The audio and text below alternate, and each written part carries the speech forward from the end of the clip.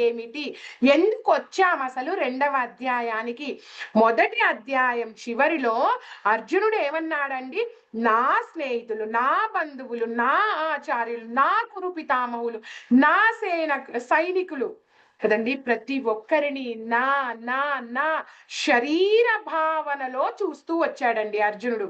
కాబట్టి ఇక్కడ భగవంతుడు రెండవ అధ్యాయం ఎందుకు చెప్పవలసి వచ్చిందంటే, అర్జున నువ్వు చూస్తున్న శారీరక భావన తప్పయ్యా, మనం శరీరం కాదు ఆత్మస్వరూపులము. అందుకే నిన్నటి క్లాస్లో కూడా మనం ఒక విషయం చెప్పుకున్నామండి, శారీరక విశ్లేషణ అనుకోలేదండి మనము.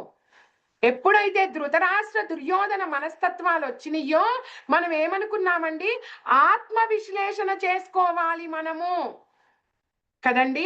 మనం చేసుకోవలసింది ఆత్మ విశ్లేషణ అండి, శారీరక విశ్లేషణ కాదు. ఎందుకంటే మనం ఈ శరీరం కాదు, ఆత్మ. మరి శరీరాన్ని గాలికి వదిలేద్దామా అండి? రోజు స్నానం చేయొద్దు, జడేసుకోవద్దు, పొట్టు పెట్టుకోవద్దు కదా, ఏం కట్టుకోవద్దు, నేను శరీరం కాదు ఆత్మ, వదిలేద్దామా? ఎందుకు వదిలేయకూడదు అది ఈ రోజు అధ్యాయంలో తెలుసుకుందామండి. అర్థమైంది కదండి. మొదటి అధ్యాయం నుంచి రెండవ అధ్యాయానికి ఎందుకు వచ్చాం మనము? ఎందుకంటే అర్జునుడు ప్రతి ఒక్కరిని కూడా శారీరక భావనలో చూస్తున్నాడు కాబట్టి భగవంతుడు చెప్తున్నాడు, అర్జున మనం ఈ శరీరం కాదయ్యా ఆత్మ. మరి ఎలాగండి ఆత్మలం మనం?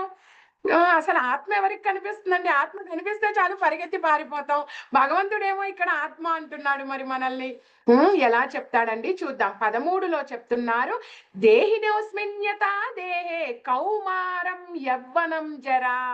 అంటే ఏంటండి? దేహధారి. దేహధారి అంటే అర్థం ఏంటండి? ఈ దేహాన్ని, ఈ శరీరాన్ని ధరించిన వాడు దేహధారి. గిరిధారి కదండి, ఆ యొక్క గోవర్ధన గిరిని తన చిటికిన వేలు మీద ధరించిన వాడు గిరిధారి. కోదండరాముడు, కోదండాన్ని ధరించిన వాడు కోదండరాముడు. దేహధారి, ఈ దేహాన్ని ధరించిన వాడు దేహధారి. మనం అందరం దేహదారులమేనండి కదా, మనందరికీ ఒక రకమైన దేహం ఉంది. సరే, దేహధారి నిరంతరముగా ఈ దేహమునందు అంటే ఈ శరీరంలోనే బాల్యము నుండి, పక్కన ఫోటో చూస్తూ వింటేనండి అర్థమవుతుంది. చూడండి, బాల్యము నుండి తల్లి గర్భంలో ఉన్నామండి, తల్లి గర్భం నుంచి బయటకు వచ్చాము, ఆ బాల్యము, చిన్న పిల్లల నుంచి యవ్వనము. యవ్వనం అంటే ఆ యొక్క యూత్ అంటాం కదండి, యవ్వనము. జర, జర అంటే ఏంటండి? ముసలితనము. ఎలాగైతే ఈ దేహధారి ఇదే దేహములో బాల్యం నుంచి యవ్వనానికి, యవ్వనము నుంచి ముసలితనానికి వృద్ధి చెందును అంటే క్రమముగా పొందుచున్నట్లు జీవాత్మ కూడా. జీవాత్మ అంటే ఏంటండి? మన శరీరంలో ఉన్న ఆత్మ. మన శరీరంలో ఏమేమి ఉన్నాయి నెక్స్ట్ స్లైడ్ లో కొంచెం తెలుస్తుందండి. ప్రస్తుతానికి ఆత్మ, ఆత్మ జీవాత్మ ఒకటేనండి. ఈ జీవుడిలో ఉండే ఆత్మ జీవాత్మ అంతేనండి.